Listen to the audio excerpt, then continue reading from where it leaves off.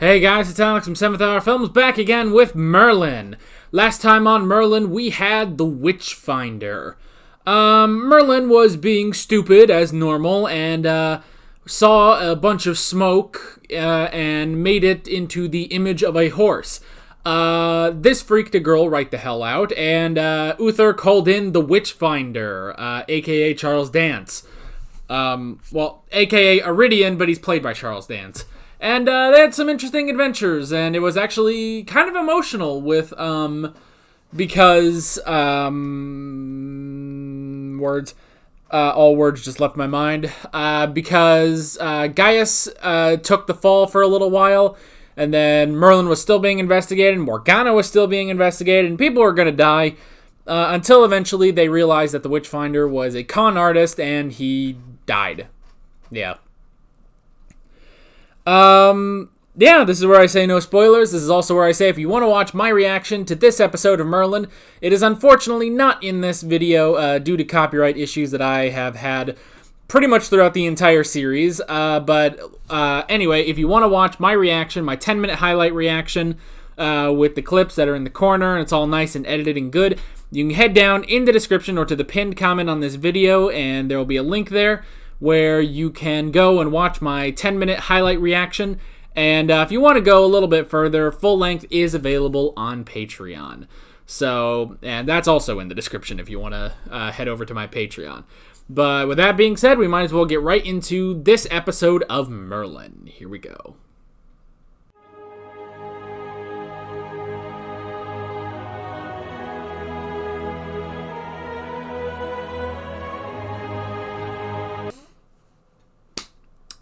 Well, folks,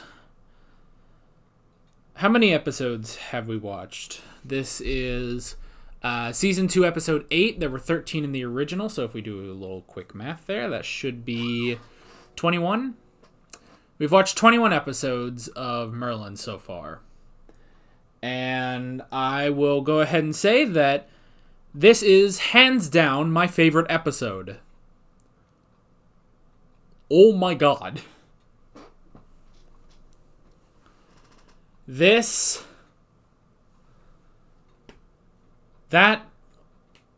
was so tense and heart-wrenching.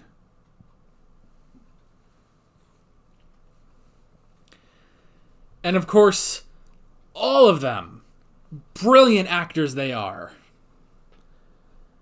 This is easily Bradley James's best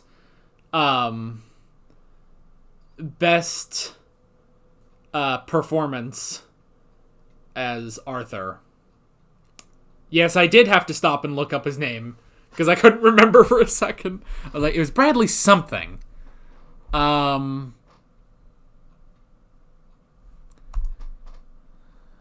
on. And now I'm looking at other cast members. So, okay, I don't recognize Amelia Fox from anywhere. What about Igraine? She looks kind of familiar. Man, that is the problem with these shows, is I keep finding, like, every time we see a new character, I'm like, ooh, they look familiar, and it's like, no, they're not.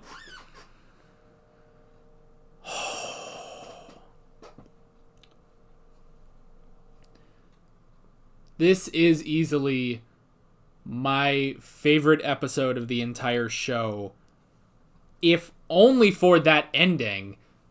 But the rest of the episode is pretty damn good, too. You know? The rest of the episode is solid. You know? Just the mystery around Morgause. And then the twist that doesn't even play a factor, by the way. The twist that she is Morgana's half-sister. Like, that is an incredible twist. And that has nothing to do with the rest of the episode. So, I think Morgause is kind of our new Nimue. Morgause is basically our new Nimue. And I am okay with that.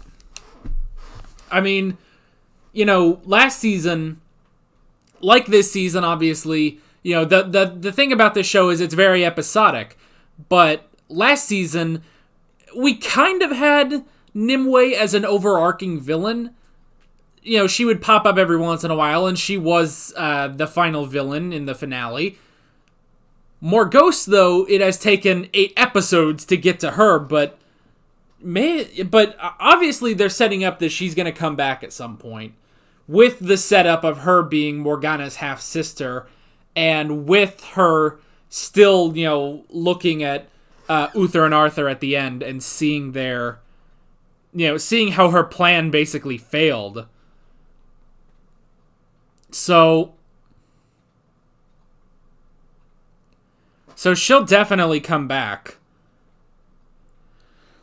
Oh God. Excuse me. It's 7 o'clock at night on a Friday. I'm tired. This is water and I need to drink it. If you're wondering why there was water on my floor, it's because my bed is over here and I keep water by my bed. So I'm gonna drink this real quick because I'm probably getting dehydrated.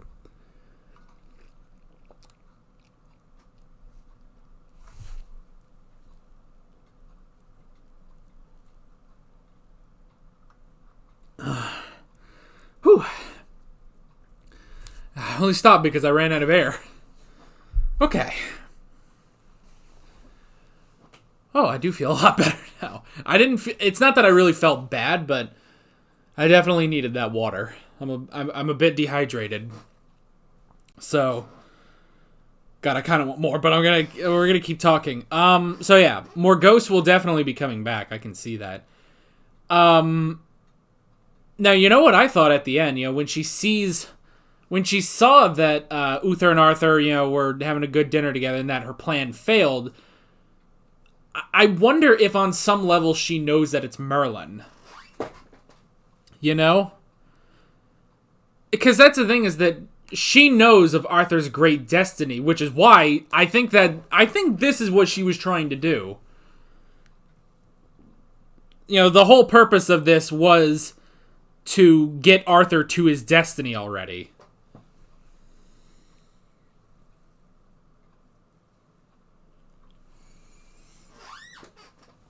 And so she has to... I would assume after meeting Merlin there, maybe she would look into him and be like, oh, this guy, his destiny is basically to be, Arthur's right-hand man. And then, so when they show that at the end, her seeing that her plan had failed, and then, it cuts to the title, because it's the end of the show, they cut to the title. And the interesting thing is, this season, at the end, when the title comes up, they reuse that, the clip of John Hurt saying, Merlin. So that actually got me thinking, what if we get a team up? What if we get a team up between Morgause and the dragon? That would be awesome, though. That would be so cool if we got a team up between the two of them. Man, that would be awesome. Oh, shit, I'm almost out here. I was drinking a Pepsi, but I ran out of that pretty quickly. Also, that doesn't help with rehydrating. So, I'm going to try to get as much water out of this as I can. Since it's 7 o'clock at night on a Friday night, and I'm fucking tired, we may kind of power through these notes, which is a shame because this is such a brilliant episode, I have to say. It's not even like that. I don't know. Like I don't want to sound. I don't know. This is gonna kind of sound, kind of, I don't know, rude or dickish or anything. But this is not an especially complicated episode. Yet it is still. I guess it's brilliantly simple when you think about it. We have the mystery of Morgause going for the first half, and then we have Arthur just completely blowing up at Uther at the end there. So, when you think about it, the plot is actually very simple, but it's honestly, I feel like half of this maybe even more than half of what's so great about this is just the performances. The performances sell this, you know? And the fact that, you know, this is coming to us now. We're 21 episodes in, you know? We're 21 episodes in, and this episode gets to us. We know we've had a lot with Uther and Arthur, so the fact that Arthur would go, not only go against Uther, because we've had that throughout the whole show, you know, going against his orders, but not that, but actively trying to kill him. That is a major, you know, a major moment for both of the characters. Even, you know, down to Uther just defending himself, which makes sense, but it's like he will defend himself, but he will not pick up the glove, which is probably for the best. Probably for the best that this didn't happen in public.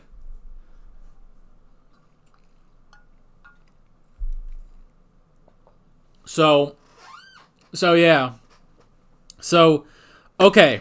Let's kind of, we're going to sort of power read through the notes, just because it's late and I'm tired. And I'm sorry that I do this, you know.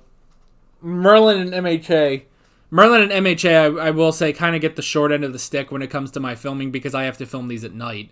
As opposed to my other shows, both Doctor Who and Doctor Who Classic, as well as Death Note.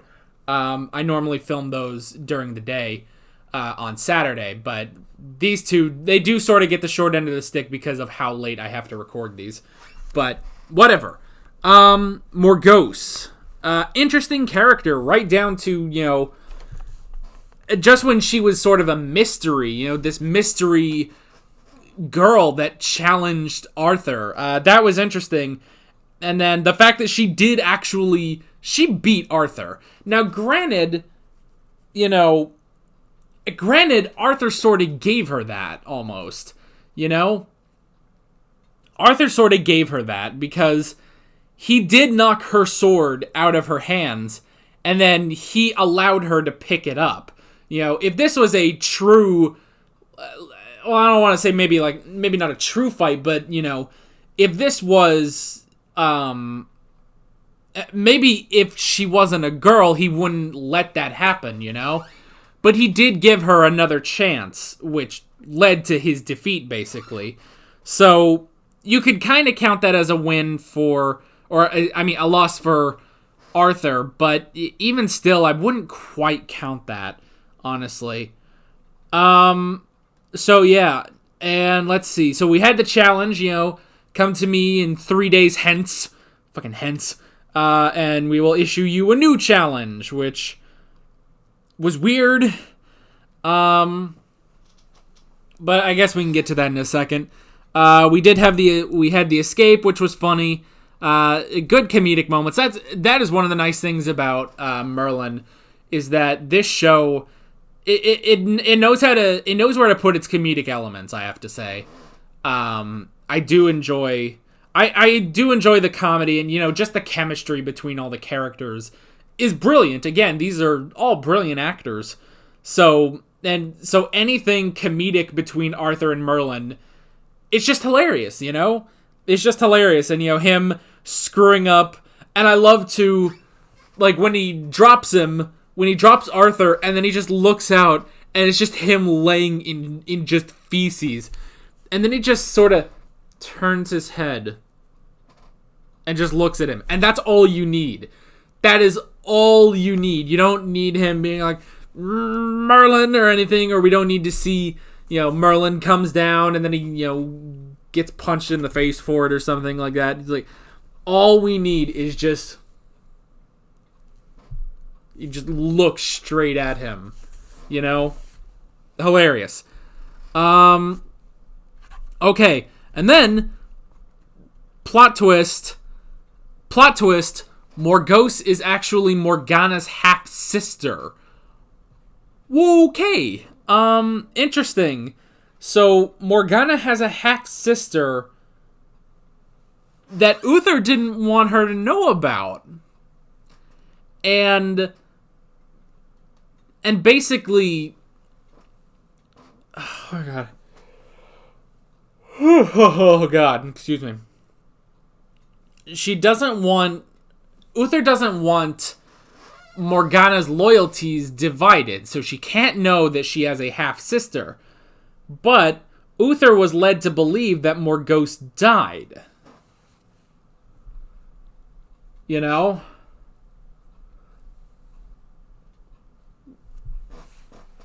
There's something tricky about it. There's something tricky about it because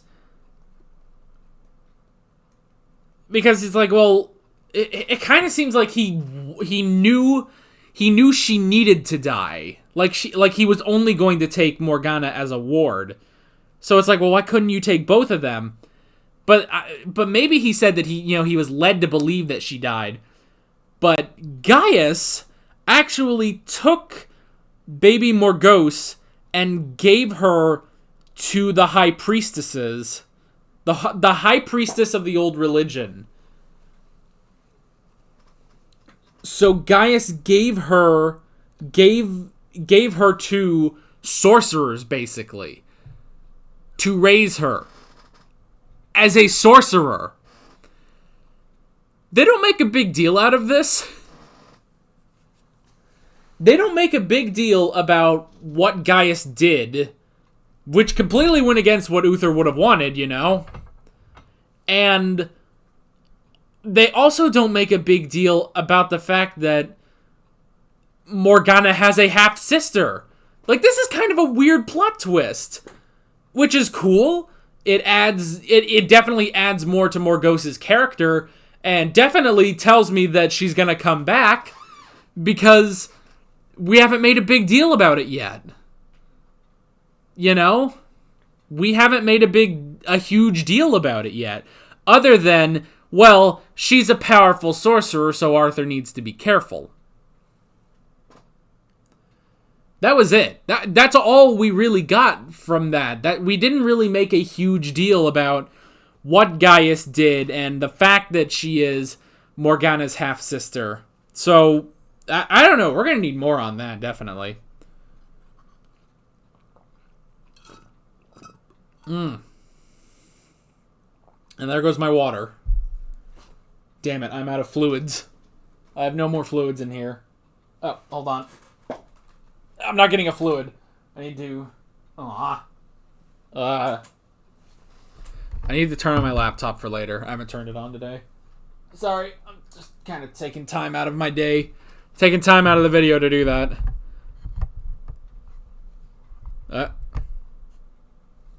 Okay. The lake. The lake entrance was pretty cool. Just the fact that they just glided, they just walked across the lake and into the waterfall. That was cool. I did like that. The fact that the horse knew where to go was kind of funny. Obviously because Morgause enchanted it to know the way. That was interesting. Oh, man. So I wrote down, is Uther wrong? Arthur having doubts about Uther's attitude toward magics.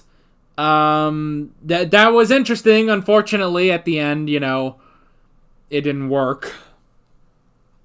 Unfortunately, at the end, it didn't work the way they thought it would. But yeah, we've always said, on this show, when the dragon or someone is like, well, once Arthur is king, then magic will flourish again in the kingdom. And it's like, are you sure about that?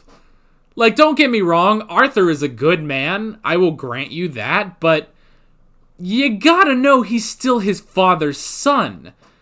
We haven't really gotten to the point where he's ready to be king, ready to let magic back into Camelot. Like, he's not ready for that. We're not there yet. Like, we've always talked about the fact that, basically they're really putting all their eggs into Arthur's basket.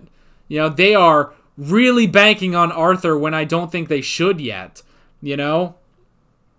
But we finally had some doubt. Arthur was starting to doubt what Uther was saying. And with this, we got The revelation, for Arthur at least, we already knew, but Arthur finally found out how his mother actually died and how he was born. And his mother, assuming that actually was his mother, did confess that Uther sacrificed her in order to have an heir. Now here's the thing. We learned that last season. Nimue, we had that talk between Uther and Nimue, and it was a great scene too. But the thing is, I can't remember what they said, but I feel like Uther didn't know that they would have to trade a life, you know? I thought the way they said it was Uther didn't understand the consequences of his actions. Now, yes, this is still technically Uther's fault. It's not any sorcerer's fault. But at the same time, not all of the blame can be given to Uther, if that is the case. Now, I thought... Now, I don't know. It's almost like I have two different memories of the same scene.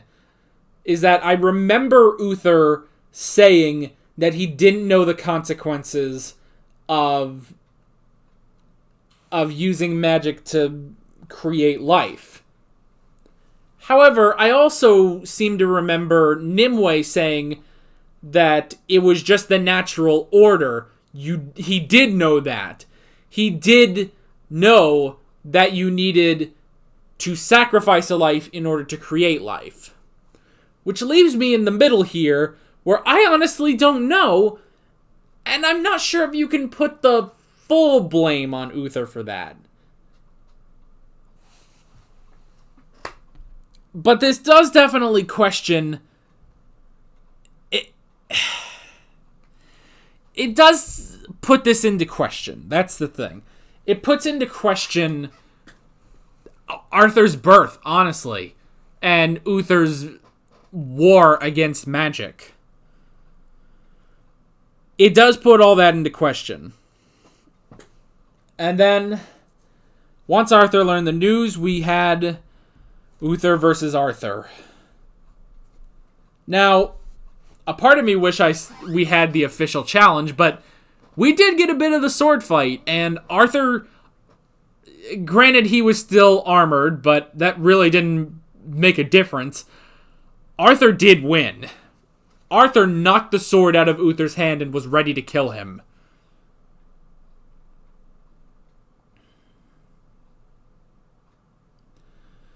Arthur did beat him.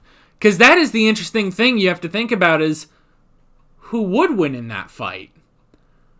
Uther, an incredibly experienced warrior, but he is, he's getting a little long in the tooth, He's getting up there. He ain't a spring chicken anymore.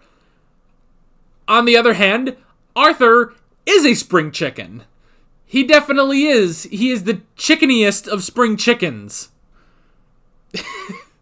Like, he is a thick cut of the latest spring chicken. And on the other hand to that, he doesn't have quite the experience that Uther does. Uther has been a warrior for far longer than Arthur has. But when you put their, ages next to each other, it does kind of put Arthur as being able to defeat his father. So,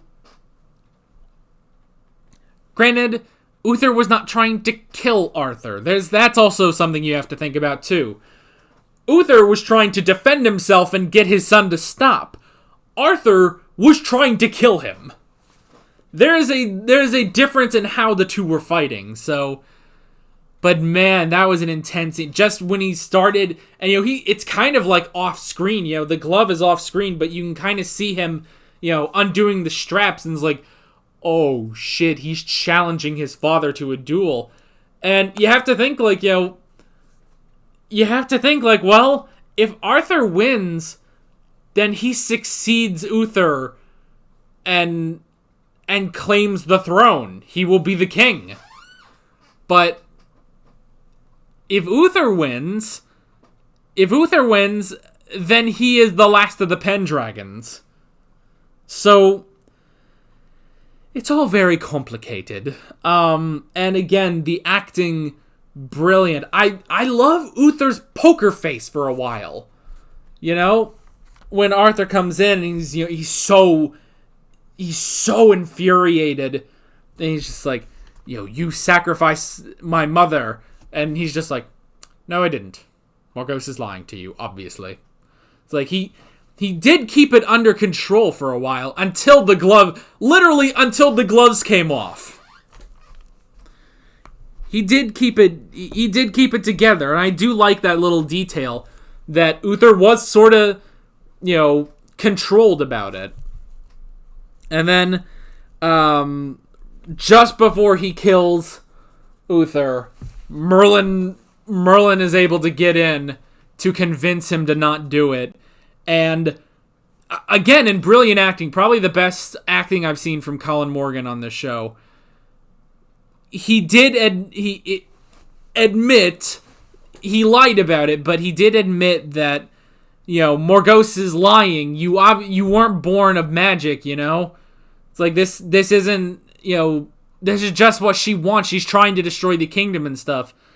And again, the best acting on this show from Colin Morgan, just to watch, like, he is saying this in, desperation to get Arthur to stop, but you can also see it is destroying him to have to say this, to lie to his best friend about this, to have to lie about this, and to have to basically, he is incriminating sorcerers, basically. He is damning all sorcerers to... Yes! Words have been lost, but whatever. You know what I mean. He is, basically indicting all sorcerers as being evil, He's confirming it to Arthur. And that has to kill him on the inside. Because, and especially when Arthur was just starting to think, maybe, fucking maybe, Uther is wrong.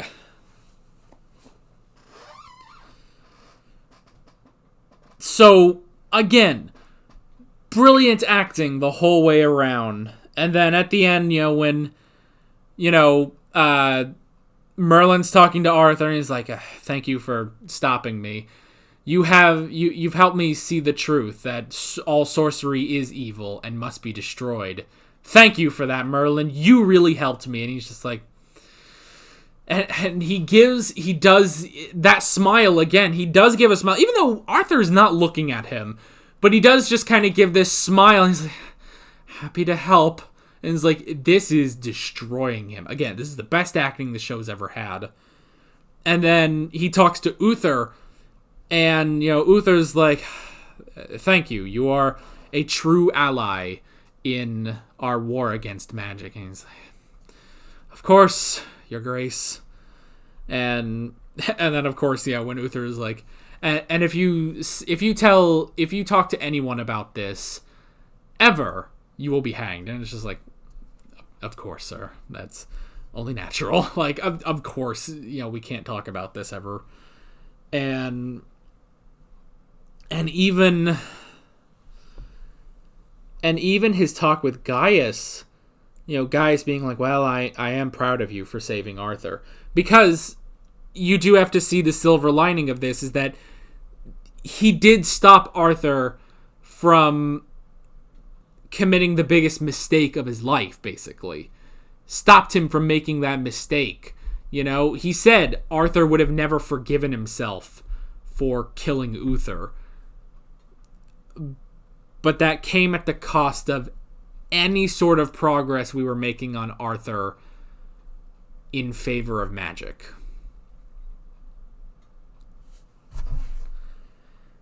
That was an incredible episode, and I was fucking confused for a while. You saw I was confused for a while, and rightly so.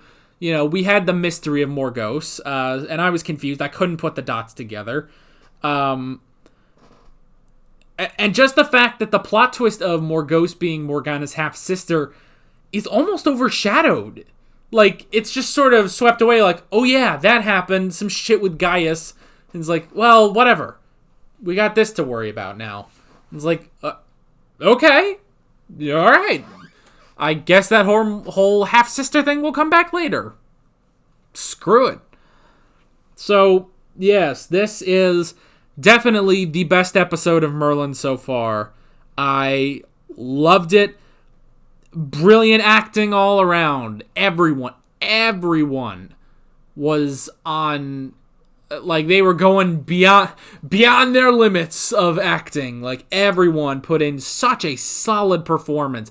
Not saying they don't normally, but they went above and beyond in this episode, and I love it. Best performances in the whole show. And honestly, yes, the plot is amazing, but it is sort of rather simple when you stop and think about the plot itself. All of it bolstered by these performances. These were magnificent. Best episode of Merlin, and it will be interesting to see if anything tops it. But we will have to see. With that all being said, I'm Alex from 7th Hour Films, and I will see you guys next time. Take care. Alright guys, thanks for watching this video. If you want to watch more of my Merlin reactions, you can click on the playlist, you can subscribe if you haven't done that already, and be sure you hit that notification bell. You can support me on Patreon and follow me on social media, links below in the description. See you guys later.